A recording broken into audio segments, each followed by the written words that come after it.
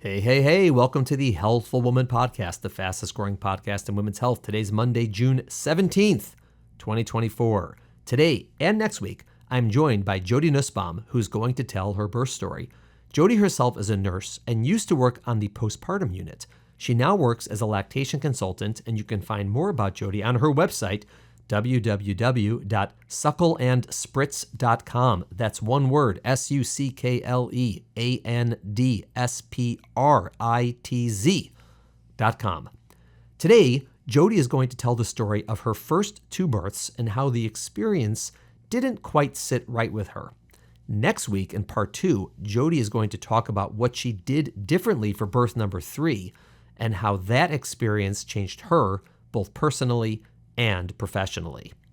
All right, a few reminders. The Unexpected, the book I wrote with Emily Astor, is available wherever you buy books.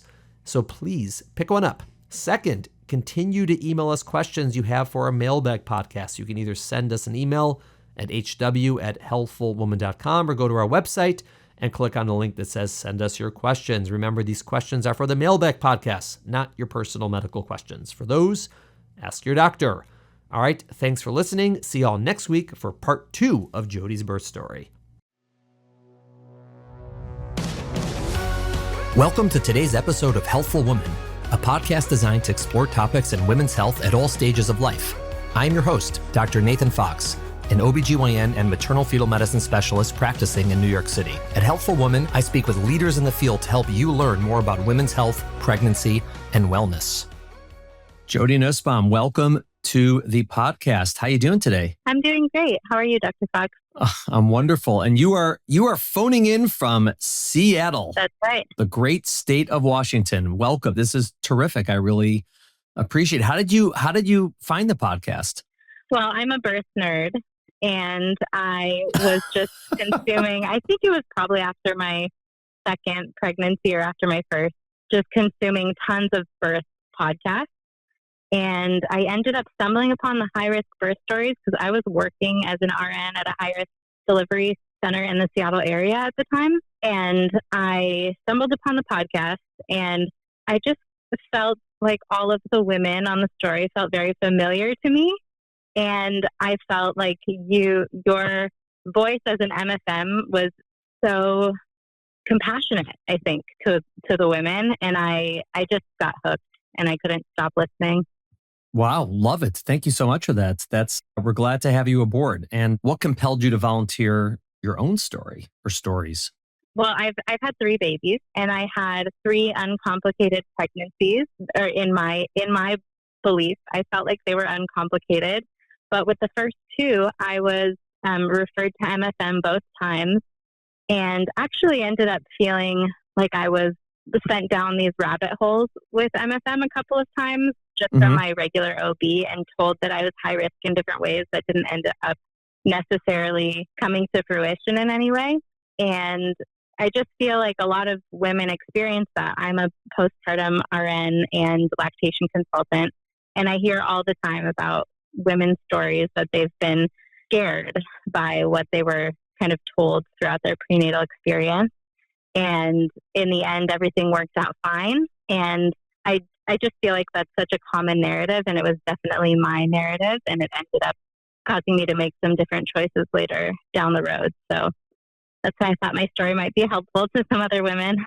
Wow, that's right. Now, I guess let's get into it. Let's go to your first pregnancy, your first birth. So when was that? And at the time, were you already working in the field as a postpartum RN? Yeah. So I graduated nursing school in 2017 and I thought I wanted to do labor and delivery because I was already really interested in birth at the time. But I was doing a summer program in Israel that summer. And so I needed to get a job before I left. And I was hired in postpartum. And so I just decided, you know what, this is close enough. Let's go for it. So I started working postpartum in 2017, and I got married in the spring of 2018 and pregnant in the fall of 2018.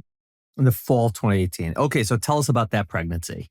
So my first pregnancy, I found out I was pregnant. I think it was right around Christmas time or New Year's, and I got my first positive pregnancy test and just couldn't wait to get to the OB to figure out, what was going on and to see the heartbeat. And I just had, everything felt so tense during that time. Like I couldn't believe that from 5 weeks to 10 weeks or 11 weeks, I would have to wait to see what was going on with the baby and to hear, what the next steps were.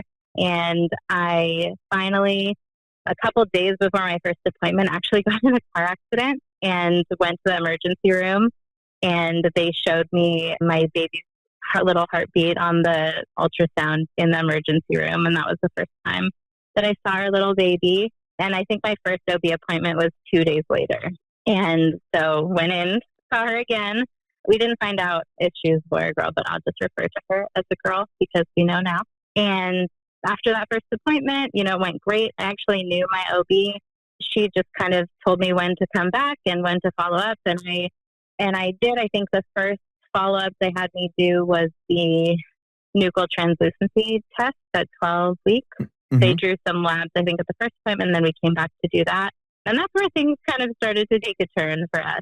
So pretty early on, we went in and my husband and I were so excited to see our baby again on the ultrasound. And I think it was probably 12 or 13 weeks. And after just a few minutes, the ultrasound tech, she was pretty quiet. She kept kind of zooming in on the baby a whole bunch and just kind of acting off. And by the end of the exam, she left the room to find the doctor and took a while coming back. And finally, when she did, she said, the doctor's gone for the day, but I have to tell you there's something abnormal, which this is not her job to tell us. But she said, the doctor will be calling you, but there's a pocket of fluid on the back of your baby's neck and that it's bigger than it's supposed to be. And that can be a sign of chromosomal abnormalities.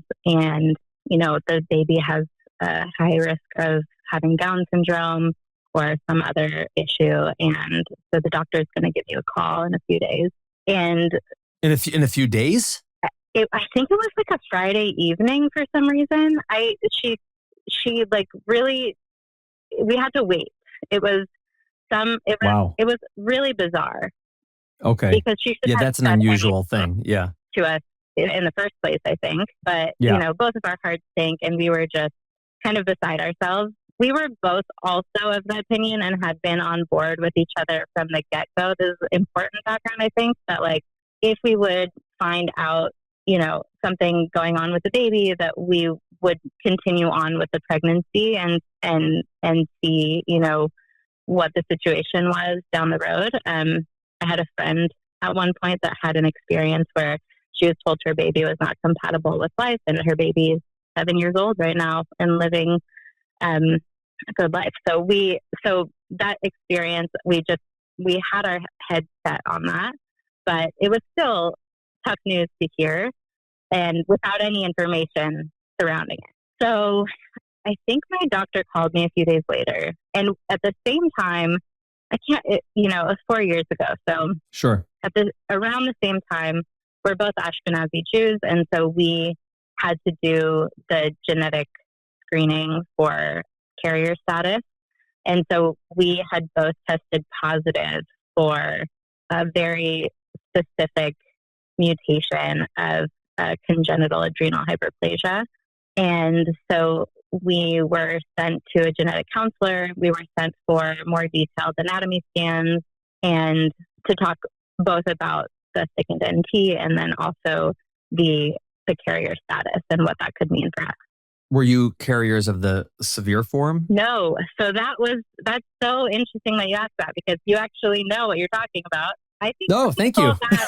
I think the people that we talked to did not really know what they were talking about because we are both carriers for the non-classic type, which is non-severe. Right. Which means you have which means your child has a 25% chance of having irregular periods. Right. Exactly. But Dr. Fox, I wish I had known you at that time because we were not told that until my baby was 2 months old. Right. Oh, because there's, just for our listeners, their congenital adrenal hyperplasia. It's sort of a wide net of diagnoses, which is unfortunate that they don't differentiate because there's a mild form, which if you have it presents very similar to PCOS, maybe irregular periods, sort of that type of sort of manifestation, which is, annoying, obviously, but not life-threatening. And on the other end of the spectrum can be horribly life-threatening to newborn, like life or death. Can also have what's called virilization, turn a girl into look like a boy in utero, and like horrible, like really scary, scary things. And it's known when you get your results which one of those two it is, but not everyone has the wherewithal to differentiate those when talking to you about it, which is quite unfortunate. Well, you would wish that the genetic counselor would have known, because when we went to speak with the genetic counselor about it, they counseled us about the severe type, and they had the results. Oh, that's weird. Again, unless it's just some mutation where at the time wasn't known if it's mild or severe. I don't know. It was known. And wow, well, that stinks. Yeah, it's super stunk because we had no idea that there was any difference. So you think your baby A has a problem because of nuchal, and B has a 25% chance of like a life-threatening condition. Exactly. Good times. All right. So that's a stressful pregnancy. Right, all right. And wow. So we also, our doctor, so there's also the NIPT that comes along with that early NT test. And that's the blood test that's supposed to tell you what the risk level is of the NT meaning something, essentially. Right. And she didn't really give us the statistics of what those two together might mean, which was likely that there was absolutely no problem. That's a hard one, though. That's difficult to know. It depends on, just for, in all fairness, if I'm going to go after the genetic counselor, I'll do, I got to call it as I see it. It depends how thick the nuchal is, meaning if the nuchal is thick, just barely, like 3 millimeters. It was 3. And the it was blood like 3. It was. Yeah. When I see that, the nuchal being 3 millimeters, which is an increased risk, and the NIPT, the blood test being normal, I usually tell people the likelihood is everything is fine. That's like the likelihood. But a nuchal of 3 usually needs to be, or should be, investigated, or can be investigated. Obviously, you're talking about whether, you would or wouldn't terminate a pregnancy might be part of it, how much you want to do an invasive test or not. But it's because there are other things that are not on the NIPT that it could be. So like the chance that it's Down syndrome is going to be pretty low given the blood test being normal, but the chance that it's something is real. And so whether you want to do an invasive test or not to sort of look into that is obviously personal choice. So the counseling has to be pretty, and that's high level. Most OBGYNs aren't faced with that circumstance that often. That's more of an MFM type of counseling thing. So, okay. And I was extremely anxious at this point about something just happening to the baby. Like I did not want to lose the baby. And so I looked at, the amnio or the CBS, and I looked at the risk of miscarriage, and I just said, I don't want to do that. Not worth it, which is fair. There's no imperative to do it. It's how much information you want to know before birth, right, versus after birth. And different people feel differently about that. And that's totally cool. I mean, I certainly wouldn't have twisted your arm to do an invasive test. I would have told you why you may want to do it. And the answer is no, that's cool. Like, carry on. It's probably going to be fine. So we continued on. We did some higher level anatomy scans. Everything looked normal. There was one where they were unsure. They said there was a hole in the heart potentially, which could also be another indicator of Down syndrome. And so then they sent us for a late, I think, echocardiogram. I think even on the late anatomy with MSM though, the MSM said everything looked fine. And I asked him if he would counsel someone to get an echo at that point, and he said likely not. He said it looked okay. So I think at 22 weeks, we finally said okay, everything's likely fine. We won't know about the genetic thing until later. And so let's just go about our business. So that's what we did. Okay. That's pretty healthy under the circumstances. That's not everyone can pull that off, to have that level of sort of calm under all of these results getting thrown at you. Yeah, I don't know. I don't know. But we just I wanted to enjoy the pregnancy to a certain extent too, because I felt really good. Terrific. How did the delivery go? It was a well, first of all, she was breech at 34 weeks or 35. Troublemaker. Weeks This kid's something. really giving you a run for your money. Yeah. So 35 weeks, I think. I had been dancing at a wedding and I felt her like flip in the car on the ride home. And then the next day we found out she was breech, and they won't do anything about, I for sure was going to get a version. And in the meantime, did all of the head scans that I could possibly muster. Right. And so we tried a version at 37 weeks, at which I found out that I was Rh negative blood type and had not been given Brogam. So that was another stressor. Wait, what? It just got missed, you mean? I transferred care at 24 weeks because of insurance purposes. And when I transferred to the new OB, it just got lost in the shuffle. I assumed, lost in the shuffle. Being an RN, I assumed, oh, they didn't say anything, I must be positive. And I didn't even think about it. Wow. All right. Yeah. And so then when it came time to do the version, they were looking over my labs and they said, did you get Rogam? And I was like, no, why? Do I need it? And they were like, yeah, you should have gotten it. So that was a whole ordeal. Luckily, I wasn't sensitized, and then we just did the version and gave me Rogam and all in the same shot, and it was fine. But okay. The version worked? No. Didn't work? It didn't work the first time, and my OB wasn't the one to do it. And so my own OB said, if she can't do it while I'm out of town, I'll try again in a few days. And so when she tried, on the very last try she was going to do, she flipped, and great. It was great. It was successful. It was great. And then I was like, get this baby out of me while her head is still down. But that was like at 38 weeks, and she wouldn't consider an induction because everything else was normal until 41 weeks. Mm-hmm. So at 41 weeks, I went in for a 45-hour induction. I labored 36 hours without an epidural because I really wanted to have that experience. And then finally got one the morning she was born. And yeah, it was a long ordeal. But ultimately after the vaginal delivery, she was healthy, everything good? Yeah, she came out fine. Everything was fine. No lacerations even, just really? Yeah, just swollen after the long labor. Yeah, you're probably tired with smoke coming out of your ears, exhausted, but otherwise so exhausted. And everything ended up fine. And the plan was to draw the genetic screening for the CAH out of the cord blood. Mm-hmm. And so that was great. That frequently doesn't work. Yeah, no, it didn't work. They didn't do it. They didn't send it, and we found out weeks later that they didn't send it, and ended up having to take my baby into Children's Hospital, get poked 4 times to get a vein and draw blood to just check for not even the genetics, but just the metabolic kind of signals of CAH. And so it was just kind of a miserable experience, and everything came back normal. So they determined it was very unlikely that she had any kind of high risk kind. And then they referred us to endocrinology just so we would have a relationship for her or for future children. And the endocrinologist, now with a 2-month-old baby, was able to tell me, hey, you guys are not carriers for the scary type. You can not worry about this, pretty much. And so it was at that point that we were able to be like, oh, that would have been nice, 6 months ago. Wow. All right, well, But it worked out. All's well that ends well. Right. For sure. Wow. All right. Well, that's quite an ordeal.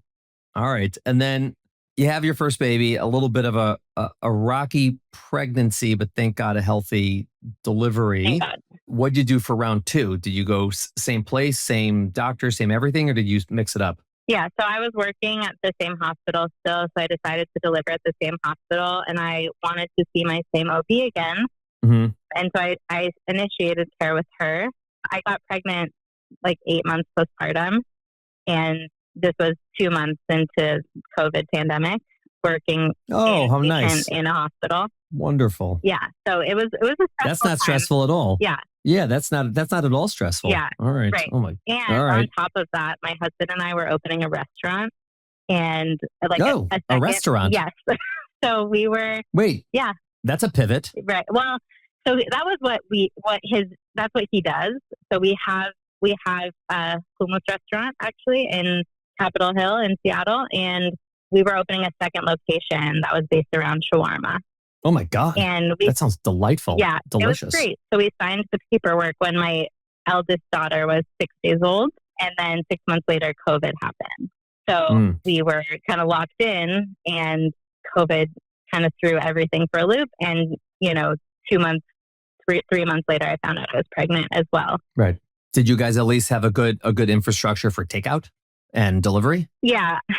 Yes, we did. And luckily, our first restaurant is still around. But the second one was based on kind of the offices in the downtown area, in the South Lake Union area around Amazon. And Amazon still isn't fully back in the office today. So that one didn't stick around, which was unfortunate. But yeah. Okay. So it's COVID, new restaurant, new pregnancy. Right. And not only is it COVID, like everyone has COVID, but you're also working in a hospital during COVID, which is, you're the, whatever we were called, the first responders, the heroes, the healthcare workers, all the things they said about us are really nice until COVID ended and they hate us again. Right. Exactly. All right. I couldn't have said it better myself. So we found out I was pregnant, planned to see the same OB. And the first appointment where we did like a confirmation of pregnancy ultrasound, she saw something. She called it a synechiae, I think. I tried for the life of me to research what that meant and what it could imply and whatever, but she seemed to think that it could cause preterm labor, that it was some sort of like attachment of the membranes or something to the placenta, something bizarre that I don't, you can maybe explain it better. Synechiae, which is a really strange word, it's basically scar tissue in the uterus. And so if you're looking at almost like if you're in a room, like cobwebs in the corners.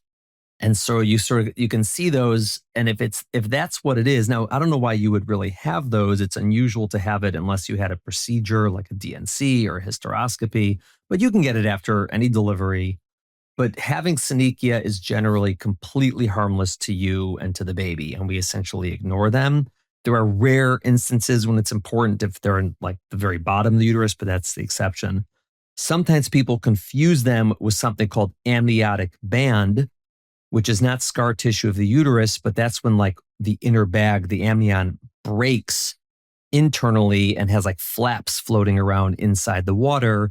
Those can be very dangerous to the baby because they can sort of like wrap around a limb like a rope and cut off blood supply. But that's much, much, much less common and very different. So if they thought it was synechiae, we would have just ignored it. Okay. So yeah, I was told I have this thing. It was a mystery to me what it could mean. Even Dr. Google couldn't really help me out with it. And I was pretty distracted during this pregnancy with everything else going on in my life. And I just wanted to go in, get good care and leave. And the doctor that I had was somebody who I worked with and I knew, and she kept canceling my appointments to schedule C-sections. Like it happened like 3 or 4 times. And at one point she had referred me for an ultrasound. I think it was maybe it was the 20-week ultrasound, and it just got lost in the shuffle. Like she forgot to send it. So I arrived that day to do the procedure and it wasn't actually scheduled, and something, I just felt like she was dropping the ball with my care. And so I decided to transfer again during that pregnancy. And so I think at the 20-week, everything, with the baby seemed fine. And then they noted that I had like borderline high fluid. I think it was somewhere around like 24, 25, maybe 20. I can't remember exactly. It wasn't super high, but they just wanted me to continue following up. So I got sent for another follow-up ultrasound for fluid. And then on one of those follow-up ultrasounds for fluid, they saw something on his brain, like a cyst or something, some kind of black spot. And so I had the same experience again of like the ultrasound tech taking way too long, taking pictures of one part of the baby and stressing me out, and then going and finding the doctor who then tells me that there's something wrong with my baby's brain. So they referred me to MFM again. And I I went in and just the doctor did the ultrasound and said, I think this is probably a common finding. I don't think that it's very likely to be anything serious. So I wouldn't worry about it. There's probably lots of people walking around with little cysts on their brain like this one. Did they give it a name or just cyst, like generic cyst? If I say a name, it might be the wrong name. But yeah, they did give me some. Like arachnoid something cyst? about like arachnoid, yeah. Something like that. Probably arachnoid cyst. It could be that. Okay. And so I just decided, I don't want to worry about this. So I'm just not going to. Mm-hmm. Who did you transfer care to? Another OB or an MFM or a midwife? It was another OB in the clinic that I was at who actually was another family friend. Okay. Yeah, it was somebody who I had met before who I really liked and had a good relationship with. And then she had started working at my hospital. They had just returned from like living in Israel or something. And then they came to the hospital where I worked. So I said, great, I'll transfer care to you. And maybe you'll give me the time of day. And she really did. And she would like come to me on the unit sometimes to discuss what was going on, which was good in some ways. And then what ended up happening was I got close to term and I was pretty committed to not doing an induction again. I had started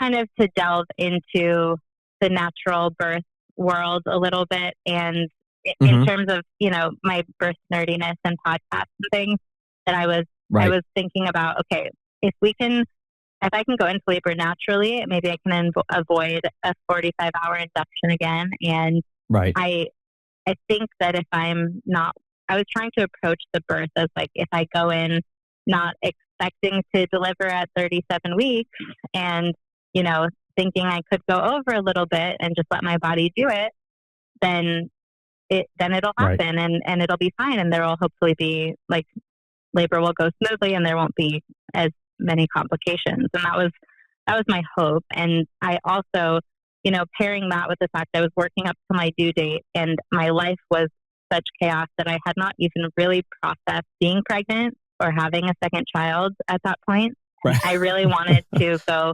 I was kind of expecting like I'll finish working at 40 weeks. I'll have a week, maybe two, to really like think about having a baby right now and bonding with him and nesting a little bit, and then everything will be good. Right. And so that was my plan. And I felt comfortable going, post dates because I had done it before. And my previous OB hadn't even allowed me to schedule an induction until 41 weeks and had said that 42 would be fine as long as monitoring was in place. Right. And so I felt good about that. And at the end of my 38th week, I think I was turning 39 weeks like that day, my OB texted me at 6:45 a.m. as I was arriving at the hospital for my shift and asked me why I hadn't scheduled my induction yet. Was the fluid still high or was this just as a routine thing? It was never like super high. It was always borderline, I think. Okay, meaning so your understanding was they wanted to do it just because you're 39 to 40 weeks and not that there was a problem specifically. Right, exactly. Okay. Understood. Now, it would be highly unlikely, even if you did have an induction, for it to be 45 hours on baby number 2. So that was like probably off the table at that point. Right. Thank God they go quicker second time around. But all right, so basically she wants you to be induced because she wants you to be induced. Exactly. And she came to the unit and she tried to tell me there's no point in being pregnant after 39 weeks. There's no benefit to the baby. And I want you to schedule it. And why don't you want to? And really just put the pressure on. And I had been wanting to kind of not have pressure because I thought if I have pressure, then I'm not going to go into labor because I'm going to be stressed and the oxytocin's not going to be flowing. And I wanted that oxytocin flowing.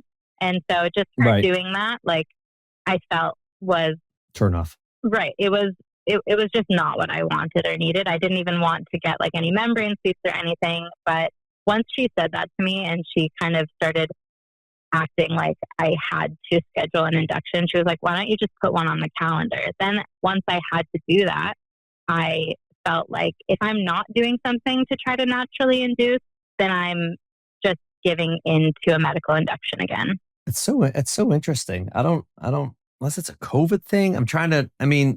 There's there's data that it's not bad to deliver at 39 weeks, but it's not like the recommendation is therefore to deliver at 39 weeks for everybody. And there's nothing else going on. It's I don't know. It's an unusual, like if you said to me, I want to be induced at 39 weeks, I'd say, all right, that's fine. But I would say, or otherwise, like, fine, like, let's wait. Like, it's unusual to me. I'm not sure why they really want to do it. I don't know. I had no real understanding or explanation as well. But my understanding today is that, I'm Jewish, she's Jewish, anxiety is our birthright. And she felt like personally responsible, I think, for making sure that I had a safe delivery. Okay. All right. Fine. So it's either, because it's either going to be anxiety or, gluten intolerance that's going to drive us somewhere. All right. I really felt like that was the reason in the end, like when I went back and thought about it. All right. So well-meaning, but not aligned with what you're looking for. Right. Exactly. And so I went and I did a membrane sweep. My mom called me. Oh, I didn't even want to I didn't want them to check me because I didn't want them to tell me that I was not dilated enough. So I told her, even if I'm not dilated enough to do the membrane sweep, don't tell me, just tell me you did it. And then I'll not think about how dilated I am or not. And wow. Then the next day, my mom called me and said that her manicurist would give me an ankle massage and send me into labor. And so I went. Wow. I went and That's I was cool. like, look, if I don't go into labor, at least I got an ankle massage. So okay, I did that on Tuesday evening, and then was it later? Yeah, it was later that night. I went into labor. Wow. Yeah. Sign her up. Right. Send her to New York. I want this ankle masseuse. Yeah. Working for me. Yeah. So it was Tuesday, at 10 p.m. I started having regular contractions. We were watching a show, and really pretty quickly they went every 5 minutes, about a minute apart. They were varying between 30 seconds to a minute long, and they were just not painful. And just were you currently, just so were you before your due date, after your due date? Like, where were you sort of date wise in terms of the pregnancy at this point? I think I was 40 and 3. So right after the due date. Okay, right, got it. So you're having some early labor stuff. Okay. Yeah. So early labor stuff started, and it was getting pretty consistent, but it wasn't painful. And since I had never experienced natural labor before, I was like, I don't know if I'm close or if I'm not close. I don't know. Mm-hmm. And I knew it wasn't painful, but I was like, these are consistent enough. That's what they said to do. So I'm just going to go in. So by 5 a.m., my mother-in-law came to stay with the baby, and we went to the hospital, and they were like, yeah, you're 4 centimeters, but we're not going to keep you because you're not in active labor. I mean, look at you. You're not Did you say 4 centimeters? Yeah. Nice. All right. So they sent me away, or they let me hang out to see if I would progress while, they were doing an NSP or whatever. And then they sent me away when the morning shift came on at 8, and they gave me the option of doing morphine. I was like, no, I can sleep. And so I just went. But I didn't want to go all the way home. For some reason, I had it in my mind that if I went all the way home and I was too far from the hospital, that something bad would happen. I don't know why, but I did not go home. I went to the restaurant that we were building. And nice. A little shawarma will help. Yeah, exactly. So ate some shawarma, took a nap. We had a little family room there. And then when I woke up, it was kind of the same situation. My mom and I walked from imagine a giant hill. We walked from one restaurant to the other, basically, and walked for 3 hours up and down a giant hill in Seattle to try to get labor to happen from 11 to, I don't know, I think it was 11 to 3 or 4. We got back, and my contractions were spacing out, and they weren't strong, and they were not even as close together anymore. They were getting to every 10 minutes or something. And so it was already not quite 24 hours later, but I was feeling pretty discouraged that we had done all that hard work and nothing was happening. So we went to see our daughter for a little bit, and then we went home because I knew that if I went to the hospital, they would just want to do some sort of induction since it had been a while. And my water's still intact. There is no reason to. That's what I had in my head. So we went home and ate some pizza and watched a comedy special and just hunkered down for the night. And really nothing was happening. Nothing was changing. And I thought back to my senior practicum that I did in L&D, where I learned some like spinning babies moves, and back to my first birth and some different like positioning with a peanut ball that they did with me to try to get my OP baby to turn. And within 5 minutes, I started being in active labor of just like doing those different things. And it was 0 to 60. Maybe it was like 12 to 60, but it was really like intense all of a sudden. So we got to the hospital. They said I was sick with a bulging bag. And I was like, I felt like I had to pee with every contraction. It was really uncomfortable. Right.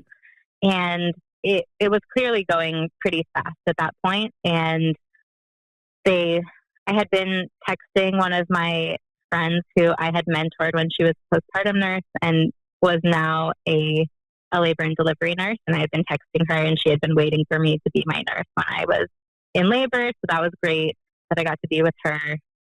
And they brought me to the room, and my hopes of having this epidural-free natural birth, I think suddenly I just realized that like I had still not had time to process having this baby and to think about being his mom. And I couldn't do it in the intensity of the contractions. And so they were like filling up the bath for me. And I said, wait, I need a few minutes. I actually think I need an epidural so I can just think and like open my heart to this new human that's coming. And it was the fastest epidural I'd ever seen. They were in, and I was comfortable in 15 minutes. And it was great. We spent like a couple of hours, I think, from there, just chit-chatting with my mom and my nurse and my husband and I think the OB joined us at some point. And then he started having B cells. And I knew, because the pushing phase with my daughter was only 45 minutes, it really wasn't that bad. I knew that I could push him out. But the doctor, like with the very first B cell, came up to me and said, you know, if this keeps happening and his heart rate's not recovering, we're going to have to take you to the back. And I looked at her and I was like, what about a vacuum? Like, I know I can push him out. And I gave her that suggestion because I felt like, what do you mean? Like, this just started happening and we were able to get him to recover easily. For some reason with my epidural, I was able to completely independently change positions, get on hands and knees, and recover his heart rate just fine. And so I really felt like, okay, well, that doesn't need to be our first line of defense. Like, I knew enough about fetal monitoring, but that just didn't seem right to me. And so I asked her if that was possible. He kind of kept having B cells, and then at a certain point, he would, she said that I was 9.5, or I think maybe the 9.5 was before. Anyway, she knew I was 9.5 when she told me that. And then I was like, I know I can push him out. So she told me it was okay to start pushing. I think my water broke or something. Then she told me it was okay to start pushing. And I pushed on hands and knees for a while, and then turned over for like the actual delivery. They did the vacuum, and it was fine. And he came out, and everything was fine. So amazing. I think his APGARs, I think he was like a little bit stunned at first. His APGARs were like 5 and 8, but like I wasn't worried about it because I knew that could happen. Yeah, right.